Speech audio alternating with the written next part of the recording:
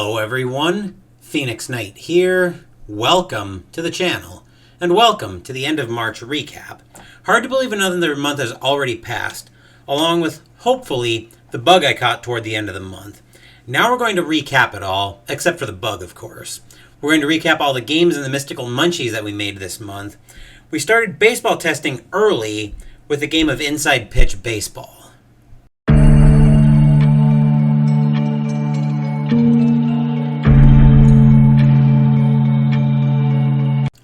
Inside Pitch Baseball by Inside Sports Games, you guessed it, it's a baseball game. We actually played this one twice as part of baseball testing, because there ended up being another situation that I wanted to test, and I realized I hadn't yet. That was what I call a free Saturday. I've talked before in the past about having a game group that I meet with every other Saturday to play bigger board games, so I wanted to test on a free Saturday, and I will be making sense of the nights that we took for baseball testing later on in this recap. So the first game that we actually played two 2007 games. The first one was 2007 Baltimore at Tampa Bay. Tampa Bay won a nail-biter in that one 5-4. I do really enjoy Inside Pitch. Testing was going really well at that point. Later on Monday night of the official week of baseball testing, we had Texas at Toronto for that one. Toronto won this one 4-1. And I think part of the reason I'm starting to enjoy Inside Pitch so much is I see the really heavy narrative focus in this game, where it gives you enough to give you the results, but there's also a lot of the narrative detail in there, so you can add that into your games as well. Yes, I'm still very much fighting with the base running on that one, but I see what's coming once I get everything nailed down for that one. So that's it for Inside Pitch. Now we stayed with the sports games, but we moved to the ice as we played Appa Hockey.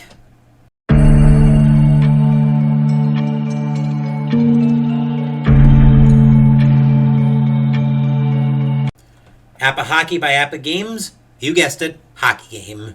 For this one we went to the 1984-85 season, playing Edmonton at Toronto. I believe Edmonton historically won this game, but in our playthrough, Toronto won this one 8-4. I do enjoy this game, even if the flow seems to be a little bit on the wonky side for me.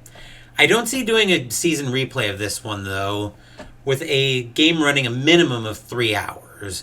So it's definitely a commitment to get into any kind of hockey game. So I do need to keep that in mind a little bit more. But that's it for Appa Hockey. Next up, we actually took our first trip to the wrestling ring as we played All Time Wrestling.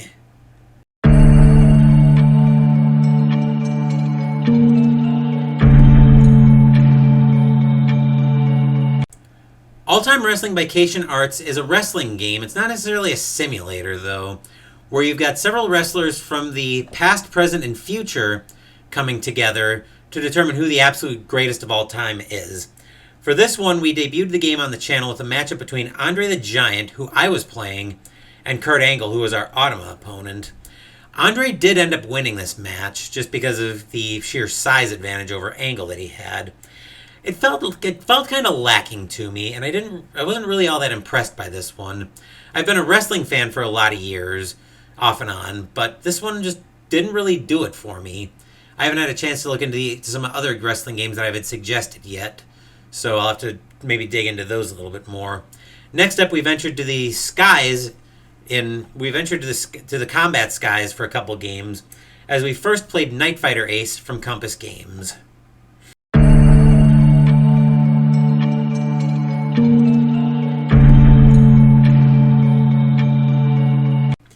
Night Fighter Ace by Compass Games is a narrative-focused game very similar to The Hunters, where you play a night fighter pilot defending the skies of World War II Germany from the Allies. This one, there wasn't really much going on in any of these. We flew around while not doing much of anything. And the reason I did that is because I wanted to try to set up my videos where I could go through a month of sorties in one video. But I still do enjoy building the narrative for this one, so we'll probably keep getting this one to the channel again and again. But that's it for Night Fighter Ace. Next up, we went forward in time as we played Hornet Leader, Carrier Air Operations.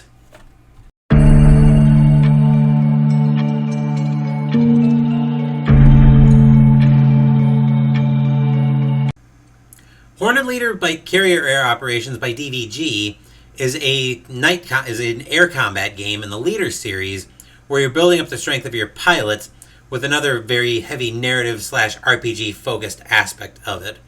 We started off with a campaign in Iraq.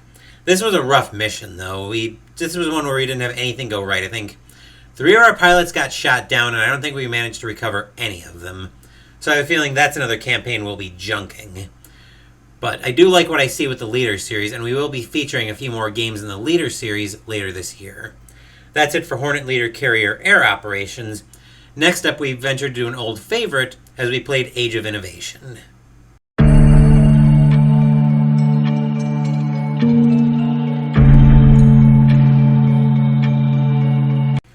Age of Innovation by Fuhrland Spiel is another game set in the Terra Mystica universe, where you're building up your living space along with your schools for whatever civilization you're playing.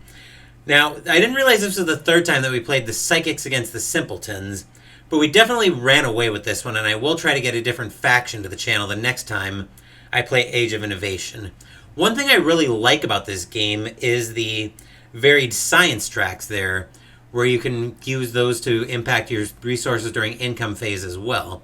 Where one gives you tools when you go up it, another gives you victory points, another one gives you power, and the fourth one gives you coins. Now, Jester made a comment during I think when we were talking about Terra Mystica in my top 100 games of all time, about how he sees Age of Innovation eventually replacing Terra Mystica, and I think he's right on that one. I definitely see signs where I can very easily see Age of Innovation replacing Terra Mystica, as far as being that big Euro fix, as far as being that land-based Euro fix, essentially, is probably the way I'm going to put that. That's it for Age of Innovation. Next up, we started off with baseball testing as we played APBA Baseball.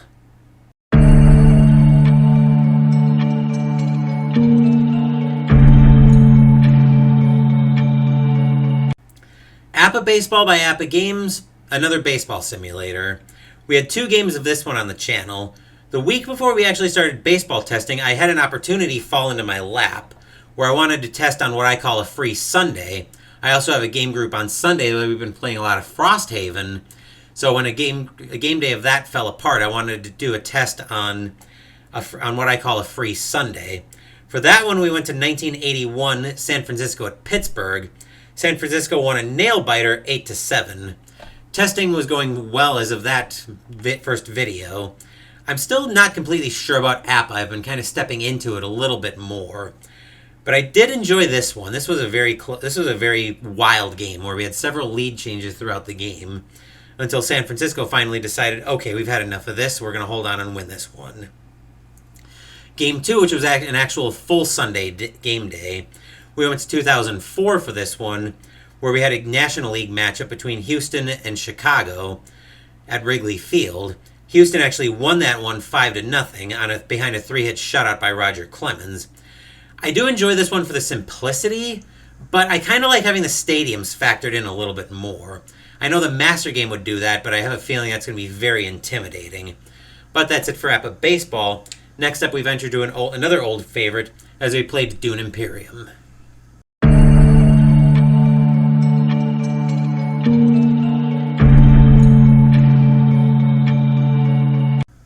Dune Imperium by Direwolf Digital is a combination deck builder worker placement game, and worker placement is always a mechanic that I've been shy around. This one's set in the Dune universe where you're trying to control the spice on the desert world of Arrakis and get yourself up to 10 victory points in the course of the game. We actually had one of the Automa opponents get up to 10 victory points, but we managed to pass them with getting up to 11 victory points. We won a nail-biter of that one with Paul Atreides, and I do still really enjoy this game. So we'll be getting this one to the channel again at some point in the future, I'm sure. Next up, we went back to baseball testing as we played Payoff Pitch Baseball.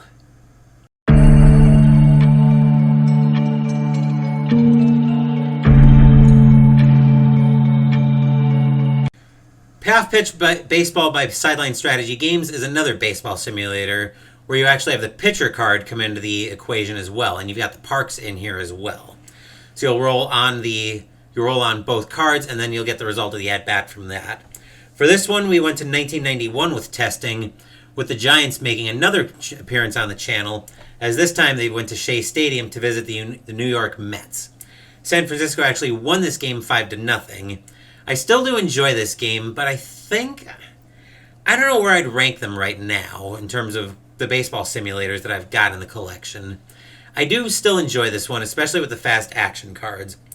Next up, we finished up baseball testing as we played Season Ticket Baseball.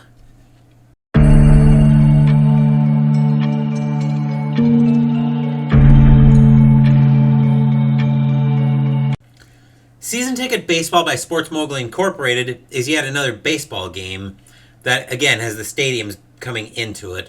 For this one, we ventured to 2002 with a matchup between the Boston Red Sox and the Anaheim Angels. Despite I believe it was a second inning home run for Anaheim, Boston actually pulled this one out 4-1. This is another game. This is actually kind of similar to APBA in a way for the simplicity, but I really like that it's got the stadium into it and you can very easily go off the pitcher card, which is one thing I've never liked about APBA, where you almost never need the pitcher card, at least in the basic game. So I did enjoy Season Ticket Baseball. Another one that's maybe a little bit light on the narrative, but I think there's enough that you can work into it. Anyway, that's it for Season Ticket Baseball. Next up, we had Matthew's pick from the Greatest Boxer Tournament last year as we played the Plum Island Horror.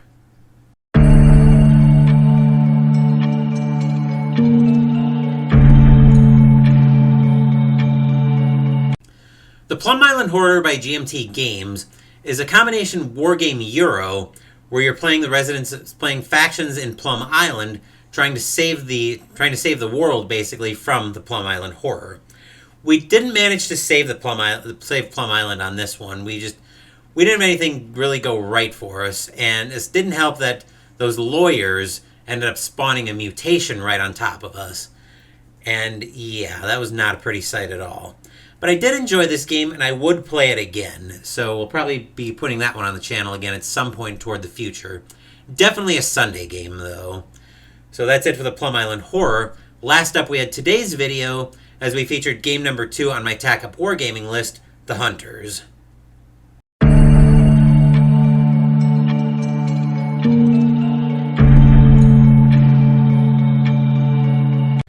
The Hunters by GMT Games and Consim Press has you going into a German U-boat during World War II, trying to sink as much Allied shipping as you can while you're building a strong narrative around you. Now, Fregatten Kapitan Zimmer actually came out for this one. We only went through a couple sorties before the story ended up ending in the British Isles. We did manage to sink our second capital ship in the Ark Royal, so that was impressive. But we got nailed by an escort as we were trying to escape. It turns out I did have a good luck charm and I could have re-rolled that, but by the time I realized that, I was already cleaning up and the story was already over at that point. I do really enjoy building up your story around your skipper, so there's definitely potential for starting another background career of that. But that's it for the games. Next up, let's recap Mystical Munchies.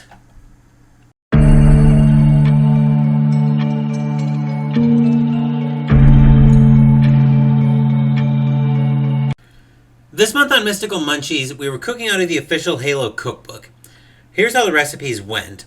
For the appetizer, we made the chocolate chip scones, which seem to be glorified chocolate chip cookies, but I did still really enjoy these because who doesn't like chocolate chip? Well, I would say who doesn't like chocolate chip cookies, but there are probably people out there who don't enjoy chocolate chip cookies. I myself enjoy a good chocolate chip cookie, so I enjoyed these chocolate chip scones. Next up for the side, we had the sweet potato fries. Admittedly, I'm not the biggest fan in the world of sweet potatoes. I do enjoy the sweet potato casserole, but otherwise, I'm not really a fan of sweet potatoes. The taste was okay, but like I said, I prefer the sweet potatoes as sweet potato casserole. Next up for the entree, we had the Frank's Fish Nuggets. The Frank's Fish Nuggets it was basically fried fish, but it was really good. So next, for the dessert, we had the chocolate cream pie, which I ended up needing an overnight to set. It was very chocolatey. Turns out the frosting was a little bit on the salty side because I used a little bit more salt than the pinch of salt it called for. The pie was still good, but I was not bringing this into work in a million years. Last up, we had the hot chocolate. It was thick, but it was pretty good. It was maybe a little bit thicker than I was expecting. Next up, let's go through Ask Me Anything.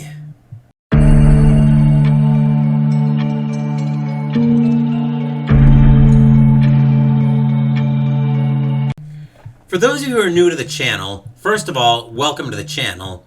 Second of all, the Ask Me Anything segment is a segment where you can ask me questions, and as long as I don't think they're too personal, I will answer them. Now, the way you get a segment on the channel is in any video from here until the last video before the recap, you'll leave a question in the comments of any video with an AMA tag on it. And like I said, as long as I don't think it's too personal, I will answer it. So, as far as what would be too personal, if you don't want it asked of you, don't ask it of me is the basic guideline I'll give you on that. So we only had 2 AMA questions this month. When I did the product unboxing back on the 2nd of March, Jester wanted me to weigh in on my favorite computer and video game. Now, the reason for that is because I actually did end up getting a video game in that unboxing, and I didn't realize it until I unboxed it. I initially saw the mailer that had a delivery return address I didn't recognize on it, and I was like, what on earth? Then as soon as I looked inside, I was like, oh, I remember what this is. So as far as my favorite video game is concerned, I kind of go back and forth between 2 in the same series.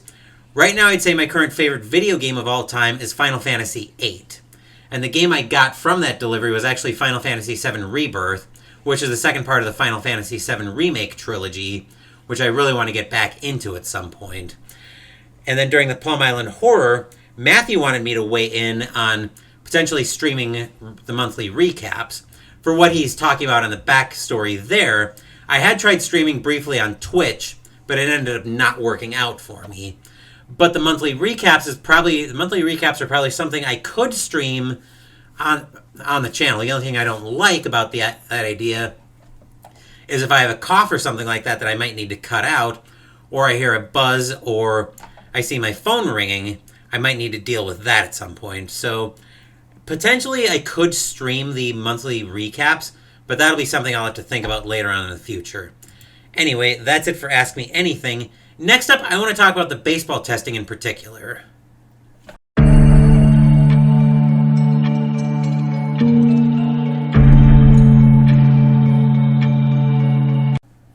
When I announced that we were taking on baseball testing in the end of February recap, I promised to make sense of the nature of the nights. Admittedly, Sunday, Monday, Thursday, and Saturday seemed like a very random group of nights for testing. Now, I was preparing for a season replay from a historic baseball season. My plan had been to divide the season into some number of blocks, featuring 1 game per, say, 5 days, and then fast play the rest via fast score baseball, which is what all the ticker tape testing was for. I was also using Ultra Quick Baseball, but I actually ended up liking fast score baseball better for the ticker tape. A lot of the reason for that was because I didn't like in the Ultra Quick Baseball going, will somebody please win this game? We might still come back to that idea for a replay. As for why Sunday, Monday, Thursday, and Saturday were the nights I was targeting with testing, those are going to be my block nights. So those are going to be the nights that I was going to play out those blocks. After testing, everything had gone well, and I was all set to announce that I was going to do my first ever baseball season replay on the channel, as that's what I'd been testing toward.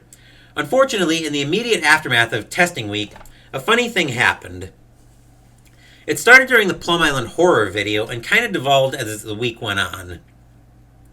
You may still hear it in my voice a little bit, but I ended up getting sick with some sinus problems. I don't know if the cause was running myself into the ground that week, pollen exposure being unusually high causing allergies to act up, or a cold brought on by either a bug or some up and down temperatures we've been having around here. The one cause I don't suspect, though I did initially after also having some bad night shakes in the immediate aftermath, is COVID. Anyway, enough rambling about the causes of my cold. Where I'm going with this is there's one final test that I'm going to run on a replay on the channel. Any guesses? If you guessed an off-the-channel replay, then congratulations, you take the prize.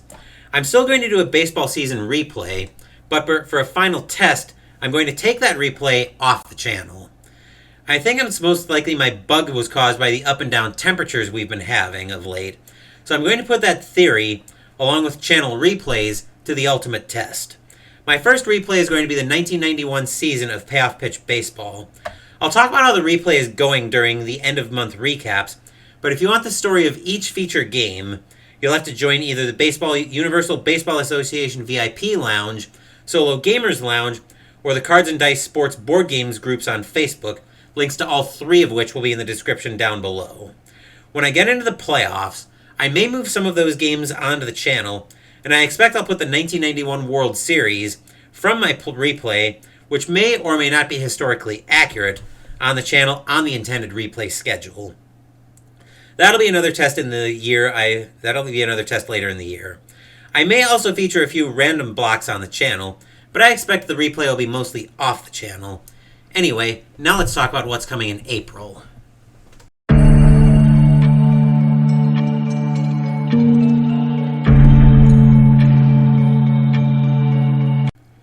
April is going to bring with it the start of the spring campaign for Arkham Horror, the card game.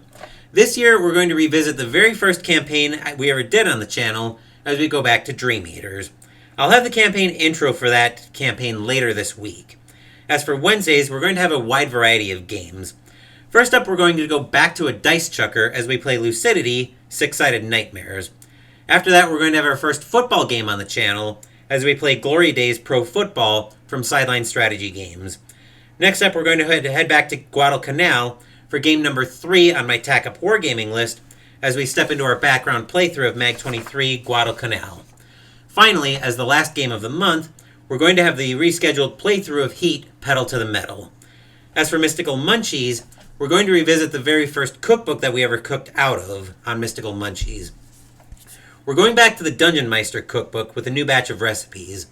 This time, we're going to make remarkably movable rods, marshmallow golems, diamond soul food, and touch of death. What those recipes actually are, you'll have to wait and tune in to see what they are. With that, let's wrap this video up.